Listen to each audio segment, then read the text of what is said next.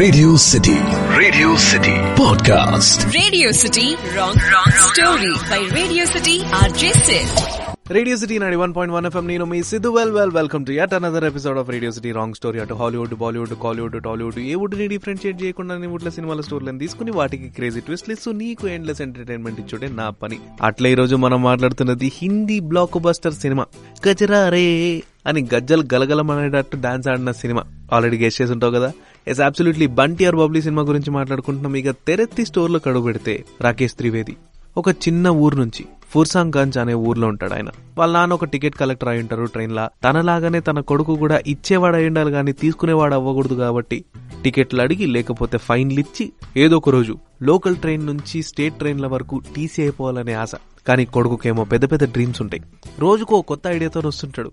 కానీ రోజు మారుతున్నది పేస్ట్ అయినా కానీ రుద్దుతున్నది అవే పళ్ళు, అదే పాత బ్రష్ తోన. ఈ ఐడియాలు స్కీమ్లు కూడా అట్లనే నడిచిపోతుంటాయి. కానీ ఏదో ఒక రోజు ఒక పెద్ద ఐడియాతో పెద్ద బిజినెస్ మ్యాన్ అవుతాడనే ఆశ. ఇక అయ్య మాత్రం ఎన్ని రోజులని చూస్తాడు. వన్ ఫైన్ డే ఒక రూల్ పెడతాడు. వరే నేను చెప్పినట్టు నువ్వు నేను అరేంజ్ చేసిన జాబ్ ఇంటర్వ్యూ అటెండ్ చేస్తే చెయ్యి, లేదంటే ఇంట్లోకించి బయటికి వెళ్ళిపో అని షరతు కూడా పెడతారు. ఇంకో చోట పంజాబ్లోని ఒక చిన్న ఊర్లో విమ్మి అనే పిల్ల రోజు పొద్దు నుంచి సాయంత్రం దాకా సినిమాలు చూడడం, సూపర్ మోడల్స్ యొక్క బుక్కులు చదవడం, సూపర్ మోడల్స్ యొక్క మ్యాగజైన్లు చదవడం, ఏదో ఒక రోజు నేను కూడా మిస్ ఇండియా అయిపోతా అనే పెద్ద గోల్తో ఉంటది. ఇంట్లో వాళ్ళేమో అరేంజ్ మ్యారేజ్ చేసి ఆ పిల్లని ఇంకో ఇంటికి పంపించేసి వంటలు, వార్పులు, బట్టలు, బాసన్లు ఇవన్నీ చేపించి బతికి చేద్దామని చెప్పేసి ఈ పిల్లకేమో ఇంట్రెస్ట్ లేదు. చిరాకు వచ్చి బ్యాగ్ తీసుకుని ఇంటి నుంచి పారిపోతుంది. అటు రాకేష్ ఇటు విమ్మి వాళ్ళకున్న పరిస్థితుల వల్ల రాత్రి ఇంటి నుంచి పరిగెత్తుకుని బయటకు వచ్చేసింటారు. మనం పెన్ను మీద రాసే కలముక్కలాగా రాస్తే మన కిస్మత్ ఇంకొకలాగా రాసింది అన్నట్టు వీళ్ళిద్దరు ట్రైన్ స్టేషన్ లో కలుసుకుంటారు. ఇద్దరు స్టోరీలో ఒకేలాగా ఉన్నాయి కాబట్టి ఇద్దరు దోస్తులు కూడా అయిపోతారు. మనోడికేమో బిజినెస్ మ్యాగ్నెట్ అవ్వాలా, ఈమెకేమో అదే బిజినెస్ మ్యాగ్నెట్లు ఏ కంపెనీలో అయితే ఇన్వెస్ట్ చేసి ర్యాంప్ వాక్ చేయించుకుని మిస్ ఇండియా అని డిక్లేర్ చేస్తారో అట్లాంటి ర్యాంప్ లో వాక్ చేయాలా. సో ఒకరినొకరు సపోర్ట్ చేసుకుని ఇద్దరు కలిసి ఎదుగుదామని ఫిక్స్ అయిపోతారు. ఏందోనబ్బా ప్రపంచంలో ఎన్ని కౌన్సిల్ ఉన్నా గానీ వీళ్ళకి మాత్రం కాస్టింగ్ కౌన్సిల్ కావాలా.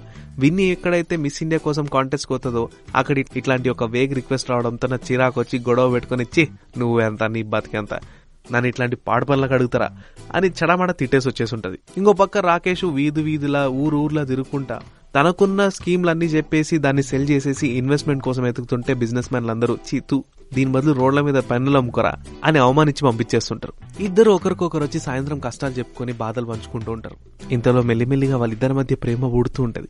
ఈ ట్రాక్ ఇట్లా నడుస్తుండగా ఒక రోజు రాకేష్ తన దగ్గర ఉన్న ఐడియాని పిచ్ చేయబోతుంటే ఆ ఐడియాని దొంగిలించేసి ఇంకొకడు ప్రెజెంట్ చేసేసి తన ఐడియాని చెప్పుకొని డబ్బులు తీసుకుని వెళ్ళిపోతుంటాడు. నెక్స్ట్ తిని వెళ్ళిన తర్వాత ఈ విషయం చెప్తే ఆ కంపెనీలో ఏమైంది మజాకా, ఇప్పుడే ఒకడు వచ్చి ఇదే ఐడియా చెప్పి డబ్బులు తీసుకోండు, ఇన్వెస్ట్మెంట్ ఏంది మీరంతా ముఠావాచా అంటే అవమానపడి వెళ్ళిపోతాడు. తర్వాత అర్థమవుతుంది తిన ఐడియా ఎవరైతే ఎత్తేసారు అని చెప్పేసి విమ్మీకి చెప్తే విమ్మీ తిను ఇద్దరు మాస్టర్ ప్లాన్ వేసేసి వాని దగ్గర నుంచి వీళ్ళకు కావాల్సిన వీళ్ళ సొంతమైన రైట్ఫుల్ డబ్బుల్ని దొంగిలించుకుంటారు. తక్కువ వెనక్కి తిరిగి చూస్తే ఒక ఐడియా వస్తుంది. ఇప్పుడు నీకేమో రిజెక్షన్ అవుతుంది రోజు, నేను ఐడియాలు పిచ్ చేస్తేనేమో పెన్నులు అమ్ముకోమంటున్నారు. వీటికి కంపేర్ చేస్తే ఈ బిజినెస్ ఏదో బాగుంది కదా, నీకు డబ్బులు వస్తాయి, ఆపర్చునిటీస్ వస్తాయి అని వాళ్ళ పేర్లు మార్చుకుని బంటి ఆర్ బబ్లీగా మంచిగా మాస్టర్ ప్లాన్ వేసి డబ్బులు దొబ్బేస్తుంటారు ఎవరెవరైతే అన్యాయంగా సంపాదిస్తుంటారో వాళ్ళ నుంచి.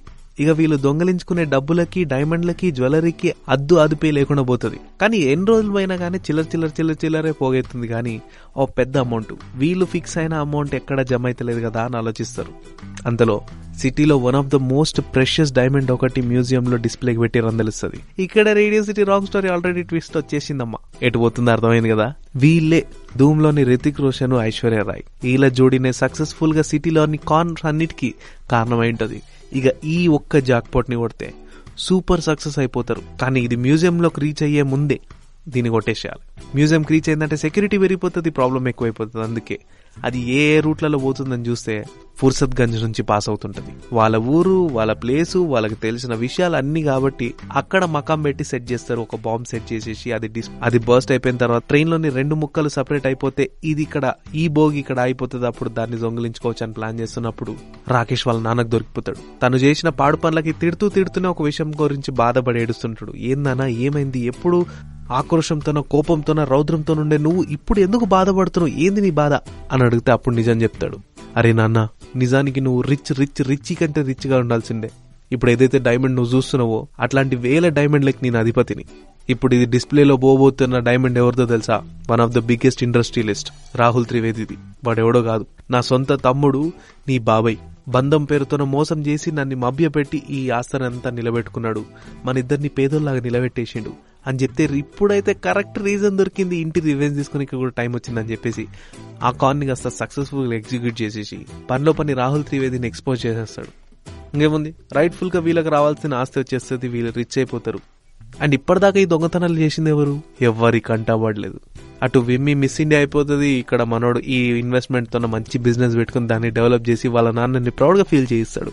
అంతే, ఇది రేడియో సిటీ రాంగ్ స్టోరీ. మళ్ళీ రేపు ఇంకొక క్రేజీ స్టోరీతో క్రేజీ ఎపిసోడ్ తో ముందుకు వస్తే అప్పటిదాకా స్టే ట్యూన్డ్.